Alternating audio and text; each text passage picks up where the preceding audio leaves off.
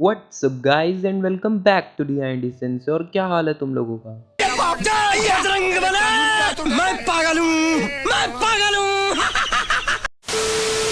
तो आज की इस वीडियो में हम रिव्यू करेंगे बोरुतो के एपिसोड नंबर 214 का। मैं तुम लोगों को बता दूं कि ये हमारे चैनल पे एक रिव्यू सीरीज चल रही है, तो तुम लोग कमेंट में जरूर बता सकते हो कि मुझे क्या रिव्यू करना चाहिए। और जो लोग कह रहे थे कि भाई मांगा का रिव्यू करो, तो डोंट वरी गाइस, मांगा का भी रिव्यू करेंगे। तो अब ज्यादा टाइम का साकुड़ा ना बनाते हुए let's get it to the intro.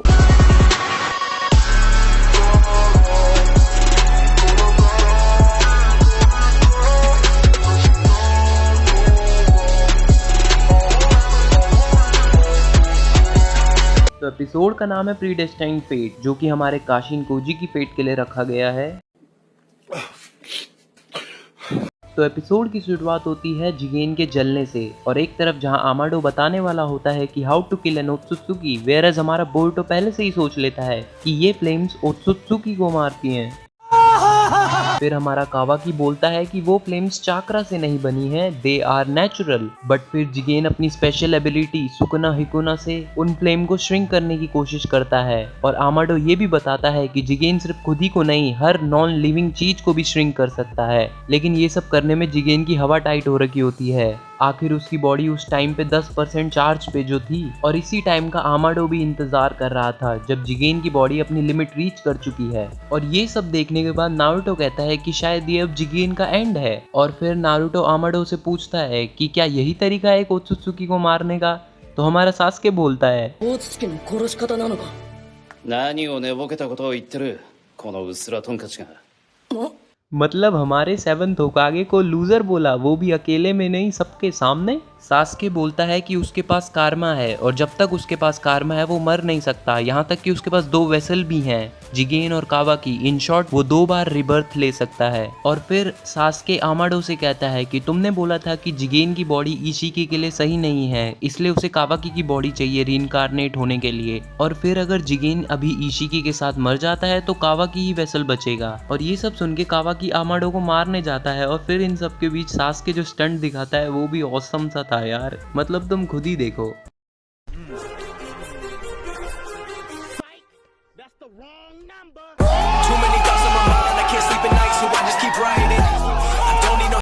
और बाकी सब तो सही है, लेकिन ये आमाडो को कुछ फर्क ही नहीं पड़ा। मतलब अगर सासुके कावाकी को नहीं रोकता तो मे बी अभी आमाडो मरा पड़ा हुआ होता। लेकिन ये तो ऐसे बैठा है जैसे इसे सब पता है कि क्या होने वाला है।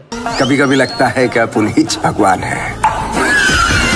और फिर कावाकी बोलता है कि आखिर तुम क्या प्लान कर रहे हो आमाडो? तो आमाडो बोलता है कि ये बस एक मिसअंडरस्टैंडिंग है, तुम मुझे एक्सप्लेन करने दो। आमाडो कहता है कि जब जिगेन इशिकी के साथ मरेगा तो जो ट्रांसफर है एक वेसल का वो ऑटोमेटिकली शुरू हो जाएगा, और जिसे इशिकी भी कंट्रोल नहीं कर सकता। मुझे पता है कि अभी कुछ लोगों को समझ नहीं आ रहा होगा, बट रुको मैं बताता हूँ। आमाडो बोलता है कि इशिकी की 2 वेसल हैं, जिगेन और कावाकी। जिगेन का जो कारमा है वो कम्प्लीटली डिकम्प्रेस हो चुका है, वेयरएज कावाकी का जो कारमा है वो स्टिल डिकम्प्रेस हो रहा है। उसका ओत्सुत्सुकीफिकेशन स्टिल प्रोसेस में है। क्या क्या क्या ओत्सुत्सुकीफिकेशन? मतलब इस प्रोसेस को एक नाम भी दे दिया। इन सिंपल वर्ड्स, कावाकी की जो बॉडी है वो अभी इशिकी की वेसल की तरह इस्तेमाल नहीं की जा सकती।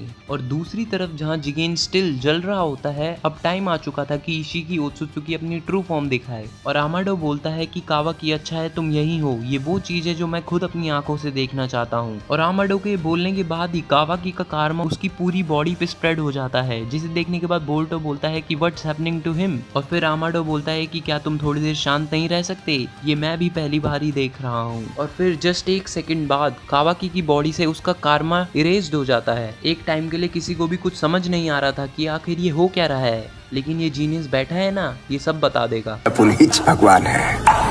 फिर नारुतो बोलता है कि आमाडो एक्सप्लेन करो अभी जो हुआ। तो आमाडो बोलता है जब एक ओत्सुत्सुकी अपनी वेसल को रिबर्थ करने के लिए यूज करता है तो उसकी वेसल पर जो कारमा होता है वो इरेज्ड हो जाता है। और अगर उसकी 1 से ज्यादा वेसल है तो जितनी वेसल पे कारमा है वो भी साथ ही साथ इरेज्ड हो जाता है। और दूसरी तरफ अब टाइम हो चुका था कि इशिकी ओत्सुत्सुकी की एंट्री हो, so please beat the drum.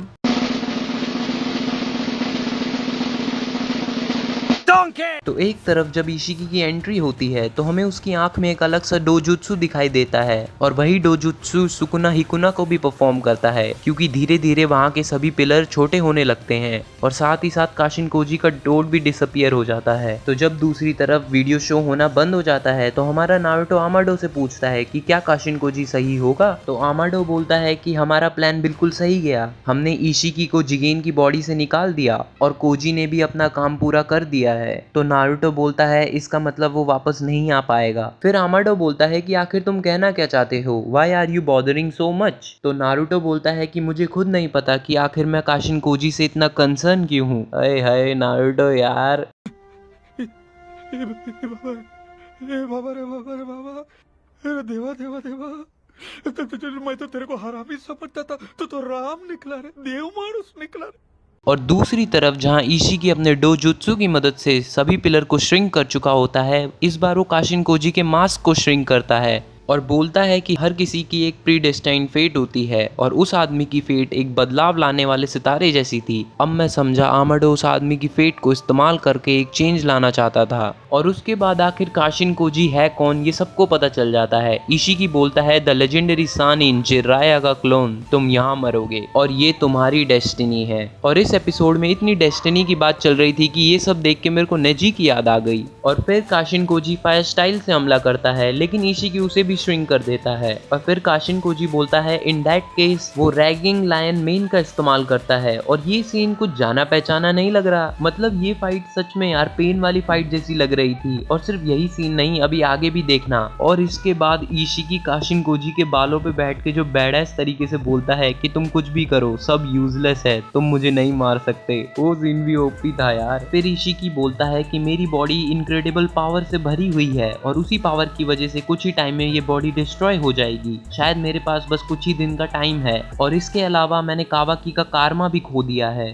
Curse you आमाडो, क्या प्लान बनाया है। फिर काशिन कोजी बोलता है कि तुम और रेजरेक्ट नहीं कर सकते, अगर तुम यहाँ मरे तो ये खत्म, I am settling things here and now. फिर जिगेन बोलता है कि तुम एक फूल हो, क्या तुम अभी भी नहीं समझे। मैं ये मानता हूँ कि आमाडो लीफ चला गया होगा ताकि सास्के और नारुतो मुझे मार सके, बिकॉज तुम्हारे पास इतनी पावर नहीं है कि तुम मुझे हरा सको। आमाडो को ये पता था। कोजी, इसका मतलब तुम अपना काम पूरा कर चुके हो। लेकिन काशिन कोजी अभी भी सोच रहा होता है कि वो इशिकी को हरा देगा। तो इशिकी बोलता है कि तुम एक हीरोइक शिनोबी टूल के लायक नहीं हो, तुम तो बस एक सैक्रिफिशियल पॉन हो। तो फिर काशिन कोजी बोलता है बहुत हो गई बातें, और फिर सेज मोड ऑन करके वो बोलता है हियर आई कम। तो दूसरी तरफ आमाडो को लीफ सिविलियन का राइट मिल जाता है और शिकमारू बोलता है कि तुम्हें नारुतो और मेरी दोनों की परमिशन चाहिए होगी लीफ के बाहर जाने के लिए। और कटास्के बोलता है कि तुम मेरे सुपरविजन में रिसर्च लैब का इस्तेमाल कर सकते हो और साथ ही तुम्हें अपनी टेक्नोलॉजी हमारे साथ शेयर भी करनी होगी। तो आमाडो बोलता है ये सब ठीक है। फिर शिकमारू बोलता है कि अब जल्दी करो, शिकडाई के गले में जो बॉम्ब है उसे निकाल दो। तो आमाडो बोलता है oh about that it is fake, मतलब अभी तक ये बंदा एक फेक बॉम्ब के ऊपर सब डिमांड कर रहा था। और एक तरफ हमारा नारुतो अभी भी परेशान सा ही होता है। वो कहता है अगर काशिन कोजी अभी भी लड़ रहा है तो हमें उसको ज्वाइन करना चाहिए, ये एक एडवांटेज होगा। तो आमाडो कहता है कि अभी इशिकी की सिर्फ एक ही प्रायोरिटी है, उसे कावाकी को एक और कारमा देना है क्योंकि उसकी बॉडी कुछ ही दिन में डिस्ट्रॉय हो जाएगी। और अगर तुम वहां गए तो इशिकी तुम्हें इग्नोर करके यहाँ आ जाएगा जहाँ कावाकी है, तो तुम्हें जल्दी इवैक्यूएशन स्टार्ट कर देना चाहिए। तो नारुतो बोलता है कि क्या हम कुछ और नहीं कर सकते। तो आमाडो बोलता है कि अभी कावाकी को कहीं छुपा दो और अगर उसकी लोकेशन एक्सपोज भी हो जाती है तो होकागे और उचिहा को उसे प्रोटेक्ट करने के लिए वहां रहना होगा। और दूसरी तरफ काशिन कोजी सेज मोड में फ्लेम से हमला करता है। तो इशिकी बोलता है flames flames and more flames,